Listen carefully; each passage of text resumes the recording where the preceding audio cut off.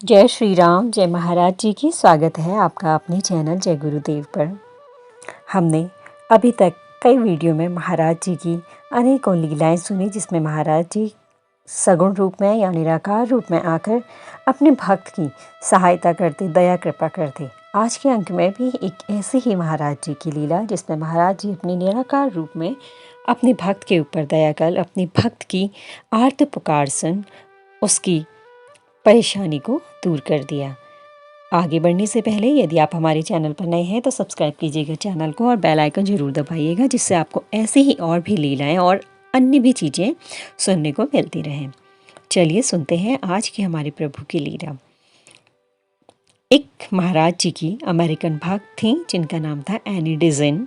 वे एक बार वृंदावन आश्रम आई थी और कई दिन आश्रम में रहने के बाद बड़े श्रद्धा भाव से वहाँ पर वे महाराज जी की आराधना करती तथा उनके ऊपर जो चर्चाएं होती थी उन्हें वे सुनती रहती थी। उसके बाद कि वे कुछ समय के लिए कैंची धाम भी आईं और वहाँ का भी उन्होंने आनंद लेकर अपने अंतर मन में उस आनंद को समेटकर दिल्ली वापस चली गईं और वहाँ से ही उन्हें वापस हवाई मार्ग से अमेरिका लौटना था, इसलिए वे वहाँ से दिल्ली चली गई थी। दिल्ली में उन्होंने नैनीताल से ही होटल में अपनी बुकिंग पहले से ही करा रखी थी और जब वे टेम्पो में वे होटल पहुंची तो मैनेजर ने उनसे कह दिया कि वे होटल जो है पूरी तरह रूसी यात्रियों से भर चुका है, वहाँ पर उनके रहने के लिए स्थान नहीं है। जो उन्होंने बुकिंग कर रखी थी वो कैंसिल हो चुकी है। अब वो बहुत घबरा गई कि उनके लिए दिल्ली अनजानी जगह थी कि वे अब यहाँ पर क्या करेंगी, और जो इस टेम्पो में वो आई थी वे भी भाड़ा लेकर वहाँ से वापस जा चुका था। तब उनकी स्थिति को जानकर होटल मैनेजर ने खुद ही एक दूसरा टेम्पो कर दिया था, जिसने उन्हें दूसरे किसी अन्य होटल में भेज दिया और यहाँ उसने अपने कमरे में अपना सामान रखा और दिन भर के लिए ख़रीदारी करने के लिए वे निकल गईं। पर जब शाम होते ही वे वापस होटल लौटी तो देखा कि वहाँ का माहौल बहुत अराजकता भरा हुआ था।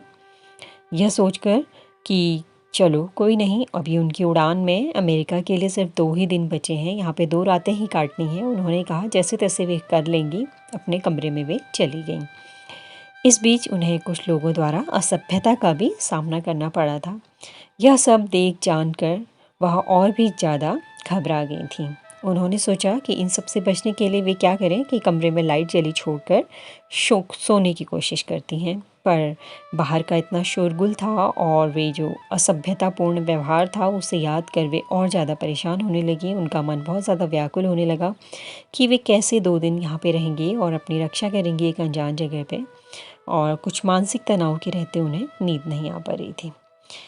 जब वे बहुत ज़्यादा परेशान हो गईं तो उन्होंने रोते हुए कातर भाव से महाराज जी की प्रार्थना की कि बाबा, तुमने अपने चमत्कार से इतने लोगों की रक्षा की है, आज मेरी रक्षा क्यों नहीं कर रहे, आदि अनेकों प्रकार से उन्होंने महाराज जी की प्रार्थना करी। तभी क्या होता है कि 11:30 बजे रात होटल मैनेजर का कमरे में फ़ोन आता है कि आपकी एयरपोर्ट की टैक्सी आ गई है, आपका बाहर इंतज़ार कर रही है। Airport taxi? पर उन्हें तो 2 दिन बाद जाना था, आज ही कैसे आ गई? सुनते ही वे कोट डालकर फटाफट सीढ़ियों से नीचे आती हैं और सचमुच एक सरदार जी टैक्सी लिए बाहर खड़े थे। उन्होंने टैक्सी ड्राइवर से कहा कि मेरी उड़ान तो परसों की है, तो ऐसा किस गलती से हो गया कि आज ही टैक्सी आ गई? पर रुको, मैं अभी आती हूँ, मुझे कहीं और यहाँ से ले चलो। और वह अपना सामान जल्दी जल्दी से कमरे से समेट के फिर से नीचे आ गई। आखिर चमत्कार बाबा जी ने ही कर दिया था। एयरपोर्ट वालों से गलती हो गई थी कि उन्हें आज ही लेने के लिए भेज लिया, क्योंकि वह तो सिर्फ इसे एयरपोर्ट वालों की अभी तक गलती ही समझ रही थी, समझ नहीं पा रही थी कि ये बाबा जी का चमत्कार है। और तब वह टैक्सी वाला भी एयरपोर्ट वापस न जाकर उसे एक ऐसी सुरक्षित जगह ले चला जहाँ हर तरह की सुविधा 100% ज़्यादा थी, वह भी केवल आधे दाम पर, और जहाँ साथ में शांति भी थी। 12:05 में अपने कमरे में पहुंची एनी डिज़न बाबा जी की इस दयापूर्ण चमत्कार पर अनुग्रहित हो खूब रोई। बाबा जी से अपनी प्रार्थना के 35 मिनट के अंदर ही उसके सारे दुख दूर हो चुके थे। वे बड़े आश्चर्य में थी कि बाबा जी ने इतनी जल्दी उनकी सारी दुख दूर कर दिए, उनके ऊपर ऐसी दयापूर्ण चमत्कार किया। वे खुश हो गईं। अपने इस अनुभव को उन्होंने कैची धाम में प्रवास करती अपनी एक सहेली रीटा ग्रीन को पत्र में लिखकर भेजा था। कैसे महाराज जी निराकार रूप में भी अपने भक्तों के ऊपर दयापूर्ण चमत्कार करते रहते हैं, क्योंकि वो भक्त महाराज जी को सच्चे मन से पुकारते हैं, सच्चे मन से प्रार्थना करते हैं। जो भक्त महाराज जी की सच्चे मन से प्रार्थना करते हैं, महाराज जी उनकी अवश्य सुनते हैं। तो आज से आप भी महाराज जी से सच्चे मन से, सच्ची भक्ति से अगर कुछ प्रार्थना करेंगे तो मुझे उम्मीद है कि आपकी प्रार्थना अवश्य स्वीकार होगी, आपकी परेशानियां अवश्य दूर होंगी।